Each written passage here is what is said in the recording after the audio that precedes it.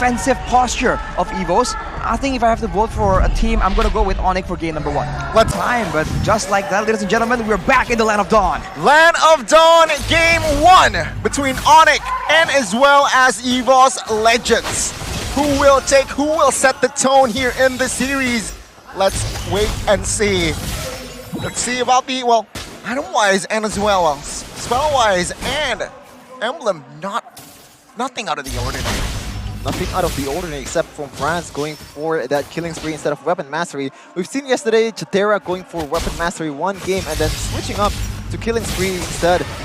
So France looking for more survivability instead of damage. You can see there Hijume already gonna deal a lot of damage, especially in the late game. So I like the choice here from the Branjet. If you look at Evos Legends though, you see that Psychots does have the Tenacity emblem, so he is gonna be playing the role of one of the main engage tools, trying to survive as long as possible up in the front. And already the Litho gets contested, and for now, Onic is just waiting. They're like really reading out their opponents right here, at least before level 4. Once level 4 rolls around though, there's more pickup potential for Evos, but the teamfight potential from Onic is definitely off the charts, so that is something that Evos must respect. Also, don't forget, this is a star-studded battle.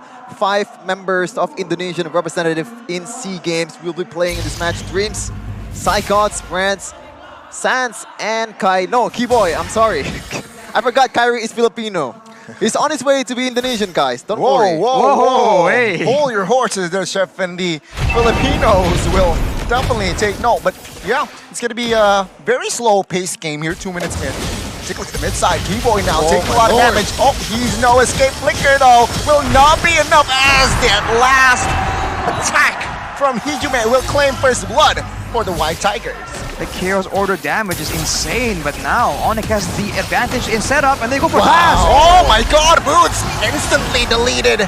Taz there, no follow-up. KAIRI will pick up the first neutral objective. Psychots trying to deal damage on towards Boots there. So technically it's 1-for-1 roamer for Taz, but then again, neutral objective collected by Onic. But Onic though, very, very quick on the top uptake, knowing that they have the chance to actually take the turtle. Just KAIRI starting the turtle, but the synergy between Sans and Boots, knowing that he has the flicker and penalty zone, and right away, Rough Waves, goodbye, Fredrin Taz. Cannot execute the retry if he's not there. Honestly, Onic, everything they do is just so calculated. They know they want to go for the neutral objective, so they ensure that the enemy jungle is just not in the picture at all. So Taz has no way of actually trying to do anything in that particular situation.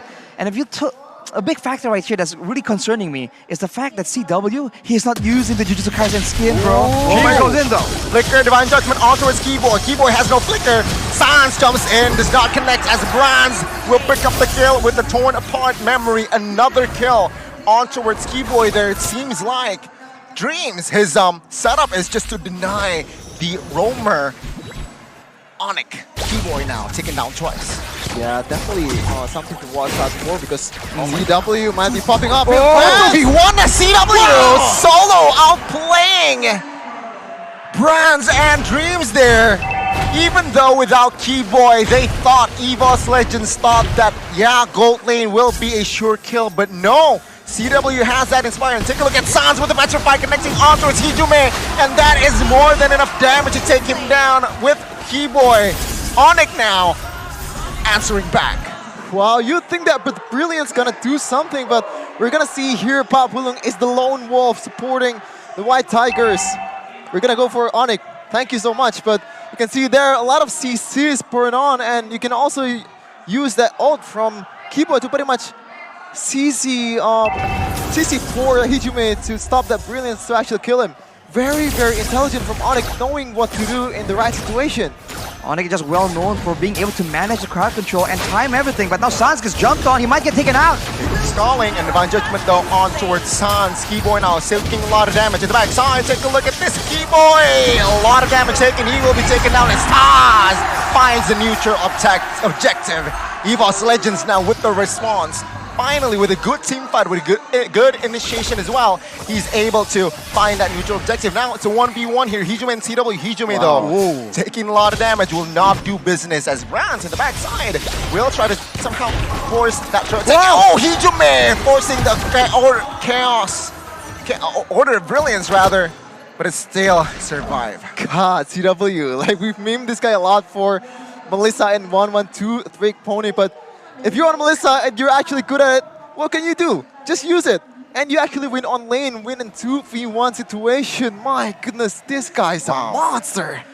Whew, he just knows, man. He has the Inspire, and that is something that Evos Legends don't seem to respect. They try and go, and without understanding that Melissa in the all-in situation is just so much more deadly than a Brody. And the numbers advantage, yes, it helps you out, but with the models, this Melissa, this is what makes her so dangerous right here, being able to do damage to so many members at the same time. Looking at the items, already a Corrosion Scythe completed, and going for a bit more lifesteal here. It seems to be a Demon Hunter sword being built up.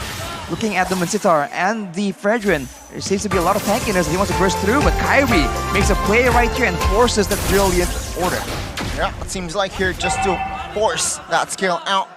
And it seems like item-wise as well here, both gold laners here farming up well. Brands is basically equal, right, gold-wise with CW. Nothing much though, right? Onic and Evos now equal rounds. Well, it's equal, but at the same time, it's a Brody against a Melissa. So if you're going equal on a hero that you picked up to try and be aggressive in the early game, this is not ideal, but Dreams goes in. Flicker Divine Judgment on towards Boots now, 3v1, penalty zone on towards Heejman, flickers away, and Brands picked up another 200 gold. And that is a good sign if you're a White Tiger fan. That's the cheesy lineup from Brands and crew, knowing that he has not had a good time against a Melissa. He rotated down bottom and actually going to take this bottom lane turret. My goodness, Psychos. Goodbye, Keyboy with another setup. Onic almost equaling on kills. That's just so aggressive coming in from Onic, but it's the right time as well. The turtle just spawned right here, and Taz, he is just not tanky enough. Just set in front and take that DPS coming from CW. Without Psychots in the picture, the engage tool isn't available as Keyboy charges it up. He goes in! Yeah, catching one there. No clear follow-up damage though. KAIRI finds the last turtle. And take a look at Sans. Take a lot of damage with the penalty zone. Finds Zero. And say bye-bye to Dreams. Say bye-bye to Taz in minute number 7. Onic stepping on the gas. Perhaps they want the mid-side here. Is this too greedy? Psychots, Brands, Heejman trying to defend. And Keyboy charges will not commit on towards it just yet, as they are able to defend that mid-side for now. Once again, the synergy between Sans and Boots, knowing what to do at the right time. 2 knockups, but Keyboy might be eyeing for another siege. He's setting up. Yeah, the mid-side, another target. King's Calling popped here. Order of Brilliance popped. Sans in the backside, trying to find a member. Torn apart memory popped as well. Again, a successful defense there in that mid-side. Evos Legends and Onic, they're again very even. Make sure you guys get the free hero skin with every item collaboration with the UBS Gold promo right here, guys. There's just so many unique merch available, so make sure you don't miss out on that promo. But now, speaking of gold, 1.2k lead for Onic. This means that Evos Legends need to be very wary on how they want to approach these team fights. They've been comboed once. They need to make sure that their spacing is perfect, because compared to Onic, their team can really do much better if they're separated from each other, right? The only time they really need to come together is when Dreams goes for the Divine Judgment. So whenever he goes for that, the team needs to recognize the second objective here. Yes, burst down the guy being pulled in, but also make sure that we don't get engaged on afterwards. Seal play from side of Evos Legends here does not find anybody, doesn't really connect. Onic with the read as well here, defending in that inner turret. And it seems like here now, Onic, they are the ones picking their battles. They realize that Evos Legends, they're missing on the map, so you do not want to really overextend it. You do not really want to commit on towards anything here before perhaps gathering more info. This is 15 seconds-ish before the Lord spawns, so this is the right moment for teams to try to go for a pickoff. So you can see both these teams trying to scout for information. Evos has a bit of a lead here, but Boots is the target to jump on, not exactly the squishiest member. And you can see the retaliation coming from CW. A lot of resources being used, especially the King's Calling. So now Onic has free reign to just jump in and use that mobility. Yeah, a little too premature there on that. King's calling, but take a look at the Lord now. Oh, penalty zone with combined with the retribution. KAIRI finds one. KAIRI finds the double as Brands now was knocked up. No clear damage though, but CW is there. And take a look at the backside. Keyboy finds another kill. Psychots now the next casualty as CW claims the double. Onic now claims the Lord and winning the team fight. The King's calling is very, very costly. Lord and 4 members of Evos Legends gets taken down, and Onic just has to snowball the heck out of it. This is looking like another deja vu from the regular season game. They just didn't expect it, man. Everything happened so quick and it just happens like that. KAIRI will be able to steal away the purple buff as well, and look at the control here. Onic already waiting for the next opportunity.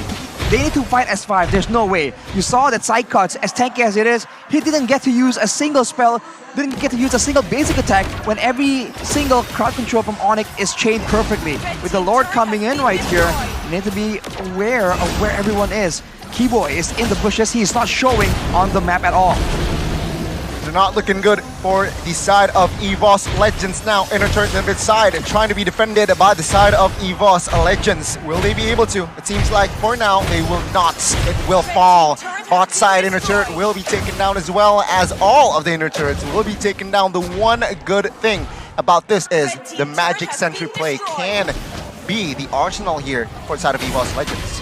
Also, you're missing out on high mechanical gameplays from Onic.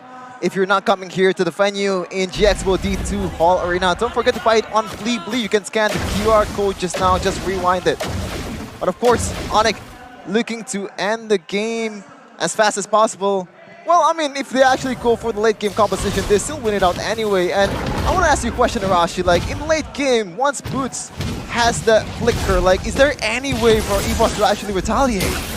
You just have to make sure that everyone can't really follow up at the same time. If he goes in alone, that could be, you know, you can still counter-engage it, right? Send Taz to stop everyone with the big 4-man taunt maybe. That's a possibility, especially because you can see the items right here. CW is going for that full glass cannon build, so if Dreams is able to land a huge Divine Judgment, there is a chance for Hijime or Brands to burst him down, and we've seen Evos on the receiving end of such a play. They have picked up that strategy from Geek Slate, from Beloyski.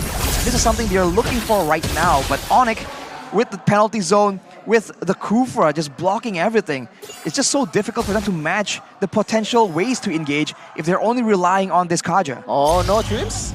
Okay, didn't get spot down, but Conceal play now on the backside. Keyboy and Boots. Keyboy charges, will not catch anybody. Hijime in the backside trying to be cheeky. Oh! Not yet. Yeah, Onic did not really figure that one out. Hijime was isolated practically. Only if Hijime showed there, it's gonna be messy for side of Evos Legends. But it's another reset here. The Lord that is enhanced now has spawned. Evos though, they're very, very early to the party here. Behind at 7,500 gold, it seems like it doesn't phase them. Well, they are early to the party and too early because the waves are pushing in the top side. That is what Onic was looking for, even though they were unable to get a kill. They have the pressure right now and they're using it, and they can just draw this out as long as possible. And keep in mind the level difference. KAIRI already level 15 against Taz level 13, and Keyboy, he sees an opportunity right here. He goes for it. It does not land, but it does zone everyone from Evos away from the Lord. It seems like here it's another reset. Evos will not commit on towards anything just yet here. Yeah, they will decide to, again, just back off and defend that top side. Onic, though, will claim the Lord comfortably. Intelligent play from Onic, knowing that slow push in the top lane. Brands has to go back to clear the lane and get the gold. Get as much gold as possible towards your damage dealer, towards the Brody. But at this time of the game, it's almost 10k gold lead, 9k gold lead for Onic. Things are looking very bleak for Evos Legends, especially with this kind of composition. It's hard to actually make the Lunox pop off because you need also a good setup for a Lunox to work. If it's a Yeef, if it's a good high ground hero, it might be a different case, but in this time, it's a burst dealing damage mid later. And look at the items, only a Genius one on top of the Clock of Destiny Lightning Truncheon combo. That's great and all, but look at Terizla, look at Kufra. Already the Athena shield is available. So you can't really burst down. You can kind of do DPS, but at this point, you're competing with a late game full build Melissa. So that in itself is not really a realistic solution. Seems like Chaja and Lunox is trying to look for a flank there. So yeah, the combination of Heejoing and as well as Dreams here looking for an opening in the backside. Sans. Oh my god. Yeah, conceal play. There you go. The suppression connects and he gets taken out. A good read. Heejoing though flickers out of the way. KAIRI, take a look at the damage forcing again. The order of brilliance in the front side. No Boots gets caught in that King's Calling. He can not escape as he will go down for 35. Well, looks like my question is answered. That's how you win fights for Evos Legends.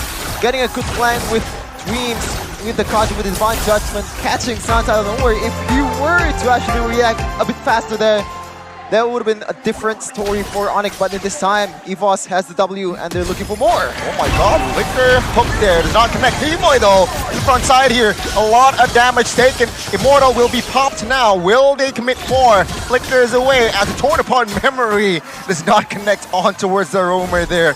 Onyx, who had a lead almost 8,000 earlier, now down to 6.5. Evos Legends, slowly but surely here, responding back.